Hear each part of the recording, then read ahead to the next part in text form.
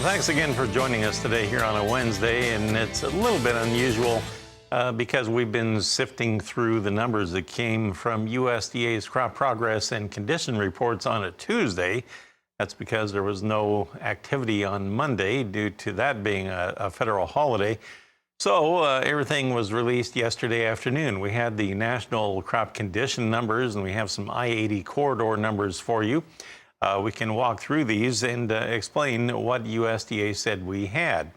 Now, on the national numbers, we had a decline of 2 points on corn and also on soybeans. Yesterday, they said corn came in at 70%, good to excellent, and only 6% poor to very poor on the corn. Soybeans were 68% good to excellent and 6% poor to very poor. A little different story, though, on cotton, only 40% rated good to excellent. Winter wheat, only 30%, but as we've been talking, a harvest is well underway, so that's beginning to be less and less of a factor. By the way, spring wheat condition, 59% good to excellent. On the I-80 corridor, if you look at the corn, I wanted to point out the conditions in the center of the Corn Belt. Here you had Illinois with a 71% good to excellent rating, but that's down 6 points from a week ago. Indiana at 70% is down 4 points from a week ago. Ohio down 8 points from 1 week ago. Even Iowa is down 3 points. On the soybeans in that same I-80 corridor, here you have Nebraska going down 1 point to 68%, but look at Illinois at 66%. That's down 10 full points from just 1 week ago. Indiana and Ohio both down 3 points from a week ago. And yet the markets aren't doing very much today. Let's review. Let's go to the corn. Our quotes are provided by bar chart, and only July is higher. It's 4 1/4 higher. But the active September down 3 3/4 and December down 4. Let's look at soybeans with our quotes provided by bar chart. Here you have the, we'll go with August. It's down 25 cents at 15.73.5. In November down 26.5. I want to bring in Brian Hoops of Midwest Market Solutions, and perhaps maybe Brian can explain why the market is not reacting to these rather disappointing numbers in the core of the Corn Belt. What is it that's taking the wind out of the sails here in the corn and beans?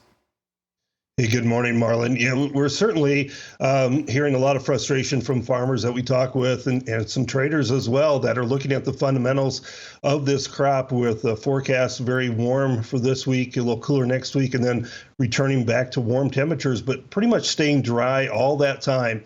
And we're seeing prices trade lower. Corn yesterday sharply lower, soybeans today sharply lower, kind of ignoring some of these fundamentals. So it's technically based selling. If you look at the crop numbers that you put out and talked about here just a second ago, those crop conditions are actually higher than last year's corn and soybean ratings. And we know that we had a fairly poorly rated crop last year, but we did have enough timely rains despite some drought-like conditions through most of the summer that gave us an opportunity to produce a very large corn and soybean crops last year, record large in the corn case. And that's what the USDA is factoring in this year is another record large crop. And I think the market, looking at crop ratings still being higher than last year, probably looking at it and saying that until those ratings dip below year-ago levels or start to really free fall, maybe we're overvalued here to a slight extent. So I think that, technically we're seeing a sell-based pattern, chart patterns coming into this market here, taking some premium out.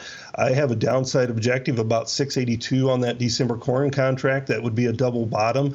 And in the soybeans, maybe another dime lower or so, 1473, 1478, I think is a logical technical objective on this move here before we kind of find some stability and maybe trade sideways or even see some short covering going into the end of the month acreage and stocks report.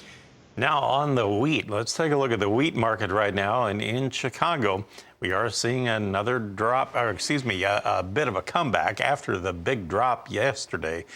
We had the wheat going down yesterday, if you recall, over 60 cents there for a while. And it's gaining back, about a third of it or so. We have July Chicago wheat 19 3/4 higher.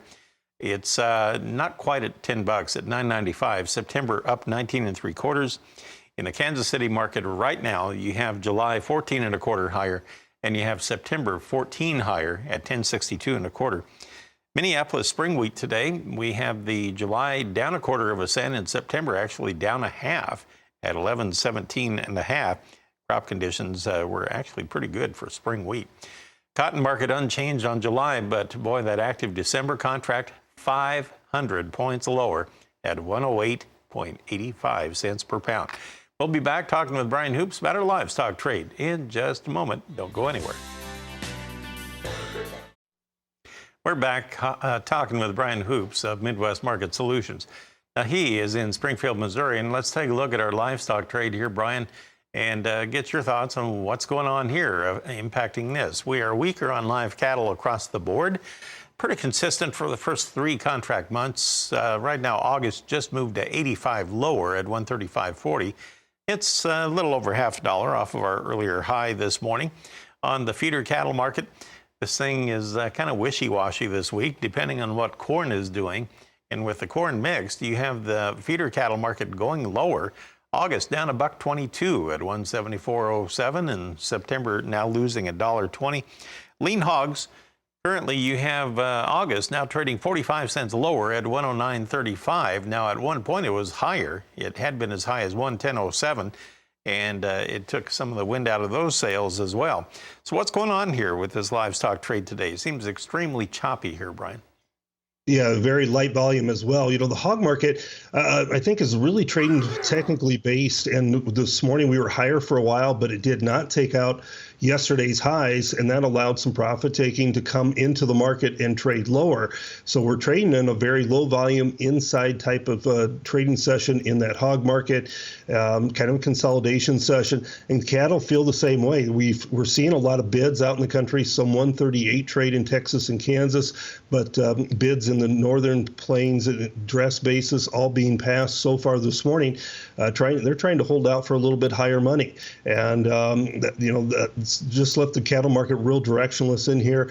You still think that there's a lot of concerns amongst the trade about high gas prices, credit card bills increasing in price, just that longer term concerns about the health of the economy and consumer spending that is capping rallies in the cattle market. You know, we're very dependent upon demand and exports for this market, and with ideas that the demand domestically could soften, and with the higher U.S. dollar, it's softening ideas about our export markets as well. So I think that continues to cap rallies in this cattle market. Buy dips, sell the rallies. Okay, well, thank you, Brian. Appreciate the help. Brian Hoops of Midwest Market Solutions. He is in Springfield, Missouri. I want to take a look at some of the wholesale pork trade from last week with the numbers provided by Chris Summers of USDA's Market News Service office. He's in Des Moines, Iowa. As far as the action last week, well, the cutout values were up to 110.36 from 107.87 the week before. Loin values were down a little bit to 102.87. And the Boston butt market at 138.52. That was a significant gain of almost $11 from the week before. Hams at 95.52 were up about $5. We had bellies at 159.73. That was about a $2 gain from the previous week. And I believe we also had some load counts, if I recall here. Yeah, there we go. Negotiated loads, 1,382 last week. And that was down slightly from the 1,400 the week before. Formula loads, 3,018, pretty even with the week before. Forward loads, 448, also pretty steady. And export loads, 553. That was down significantly from 756 the week before. So that's information from Chris Summers. We thank him for that data. And Janet, with that, I'll turn it back to you.